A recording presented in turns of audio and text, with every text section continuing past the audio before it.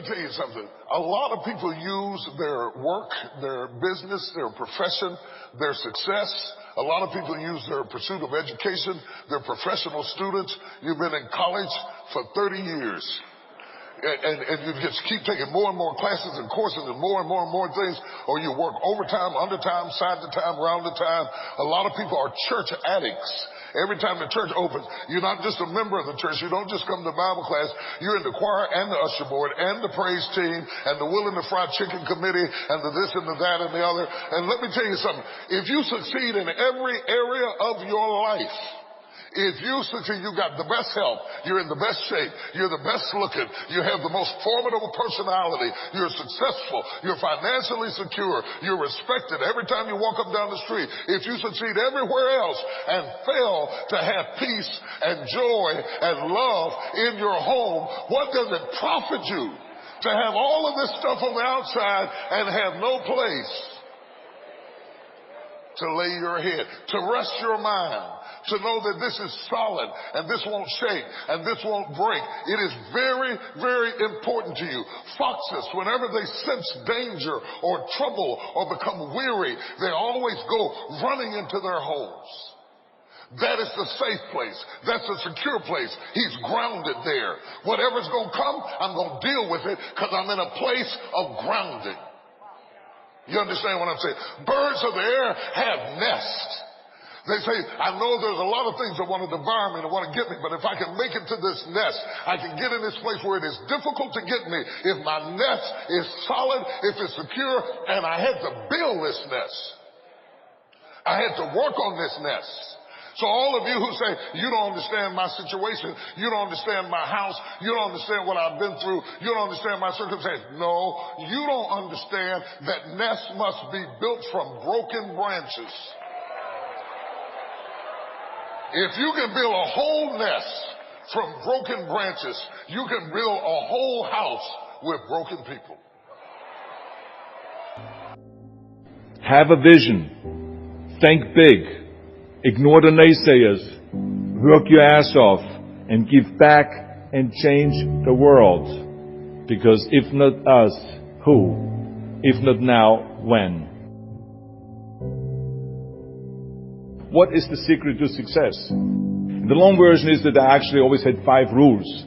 And everything that I did, I always used those 5 rules. And those 5 rules helped me to become successful in various different areas. And I believe that those rules can be applied to almost anyone and everyone. Now I have to tell you right off the top that I always was very intense. As a kid already, I was very intense and I was very hungry. I always wanted to be the best. I always wanted to be number one. I always wanted to get to the top. I never believed in just getting by. Now, I have nothing against people that just want to get by, because I think there are many roads to happiness, but I think that we all here like to be successful and we are driven. So that's why those rules apply to you. So my first rule is find your vision and follow it. You see, I think it's the most important thing that we have a very clear vision of where we go. A goal, where do we go? Because you can have the best ship in the world. You can have the best cruise liner, but if the captain does not know where to go, that ship will drift around the world and out there at sea and will never end up anywhere. And this is exactly the way it is in real life. If you don't have a goal, if you don't have a vision, you just drift around. And you're not going to be happy. This is why it is so important to have that vision. Now, I created that vision in Austria because I grew up after the Second World War. Austria, right along with Germany, lost the Second World War. Thank God. And the problem was that everyone was so depressed because they lost the war that there was alcoholism everywhere. There was, of course, depression. There was a terrible economic situation. There was famine. There was starvation and all those things. And also it was kind of a little place and narrow. I felt I wanted to get out of there. I wanted to escape. And luckily one day in school I watched a documentary about America. And I found myself, I knew exactly that is where I wanted to end up. I wanted to be in America. Everything that I saw in the documentary, I just loved. Everything was so big. I remember the tall skyscrapers, the monstrous bridges, the giant freeways filled with beautiful cars, the huge jetliners, movie stars, Muscle Beach, and all of those things. I could not wait to get. As I read this story, I was so excited, so interested. I knew exactly that I wanted to become another Reg Park. I know he laid out the blueprint for my life, basically. I could see myself, I could visualize myself clearly to be a champion on that same stage where he won the Mr. Universe, and then to move to America, then get into movies, and then become rich and famous. I had that vision very clearly laid out. I was so happy that I knew exactly where I was going. From that moment on, everything that I did, no matter how hard I had to work or how much I had to struggle, it didn't matter. It was a wonderful joyride because I knew what the purpose was and I found my passion. The simple truth is, if you don't have a vision, if you don't have a goal, if you don't see your future laid out in front of you, you're just floating around without a purpose. And I think that the numbers speak for themselves. This is why so many people around the world are unhappy with their jobs. I mean, in America, 74% of the people hate their job and would like to change jobs. But think about that. That means that only a quarter of the Americans love their life's work. I mean, that is a very depressing statistic. I always smiled when I worked, no matter how hard I worked.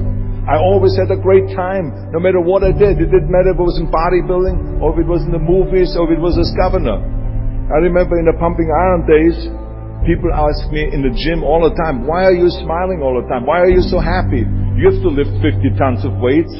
You have to train 5 hours a day. I mean, I look at the other bodybuilders' faces and lifters' faces, and they look kind of depressing. They look sour. They're miserable that they have to lift weights. You don't look miserable, you look happy. And I tell them always, I say, I smile because I know exactly that every rep that I do, that every set that I do, every weight that I lift, I get one step closer to turning that vision of mine into reality and becoming that Mr. Universe. I could not wait to lift another 500 pounds in the squats. I could not wait to do another 1,000 sit-ups. I could not wait to do bench press, more bench press and more curls until I couldn't move my arms anymore. Because I knew that every rep got me closer to standing on that stage as a champion. As a matter of fact, when I lifted weights, I didn't really feel like I was lifting weights. I felt like I was lifting a trophy over my head each time I lifted. And to have all those bodybuilders around me and thousands of people screaming. And I tell you that this vision didn't just help me in bodybuilding, it helped me with everything, like I said. I remember in the movie business, there was many times stunts that I had to do where I got hurt, where I was in pain, in agony, and had to do it over and over again. So this is why I try to tell you, always discover your vision, and the rest will follow. Now my second rule is never ever think small. If you're going to accomplish anything, you have to think big. You have to go and shoot for the stars. The biggest challenge most people have is because they think small. And the reason why people think small and why they choose small little goals is because they're afraid to fail. They know that if you shoot for a big goal, then the chances of failing are very high. And they're afraid of failing. It's one of the most common things why people are frozen and why they can't make a move in life, because they're scared of failing. I say to myself, hey, I'm not worried about failing because that's part of life. You're not going to go and win everything. And how far can you fall? Look at this. This is the ground. That's as far as I can fall. And you know something? That the only time you really consider the failure is if you fall and you don't get up. But if you get up, you never consider the failure. So I never considered myself a failure. I always considered myself a winner, even though I fell every so often. But I always got up and I always moved forward. This is the important thing. I never had any patience, of course, for thinking small, because in German we have a saying, wenn schon, denn schon. And that means that if you do something, then go all out and do it well. And this was not just the case in bodybuilding. I didn't just want to be a bodybuilding champion. I wanted to be the greatest bodybuilder of all times. I wanted to have the most muscle, the most muscle of all times, the most definition. I wanted to win the most trophies, the most world championship titles. I just wanted to be the best. I'll give you an example of thinking big. When I became governor, I wanted to rebuild California's ancient infrastructure. You see, America has been living off infrastructure that was built in the 50s and 60s. And it drives me absolutely insane that America hasn't started rebuilding that infrastructure. I mean, we haven't invested in new roads or in new transit or in schools or in energy or anything like that for decades. The number of cars that we have now in America are 4 times as many as we had in the 60s. So therefore, we should be having 4 times as many freeways, 4 times as many tunnels, 4 times as many bridges and all this. But we don't. So this is why I wanted to get our act together and do the upgrading, least in California. So when I talk about infrastructure, I didn't really want to just fix roads and close some holes on the roads. I wanted to build massive freeways on top of freeways. I wanted to build the first high-speed rail in the United States. I wanted to build more bridges and more tunnels, more on-ramps and off-ramps. I wanted to see literally trains everywhere. Well, there was no excuse for Californians to get stuck in traffic, and there was no excuse really to send your kids in overcrowded classrooms in schools, and there was also no excuse that Los Angeles has a 100-year-old sewage system. That's shitty, I think. First, of course, some of the legislators looked at me like I was absolutely insane when I told them this vision. They were willing to spend maybe $5 billion, which of course is petty cash in compared to what my vision was. But so some politicians, of course, had a hard time to see the big picture because they didn't really ever travel outside California. So they haven't really seen big infrastructure. They haven't really seen big infrastructure all over the United States, or maybe in Asia, in China, or in Korea, or in Brazil, or in European countries, or here in Australia maybe. So they haven't seen that. So it was my job as governor to motivate them, and to take them and to see the traffic jams in Los Angeles, and to see the overcrowded classrooms, and to see all the problems that we have. And I kept pushing and pushing, and I pumped them up enough that eventually they saw the big picture. And eventually Democrats and Republicans came together, and we invested $60 billion to rebuild California's infrastructure, the biggest investment of our state in 50 years.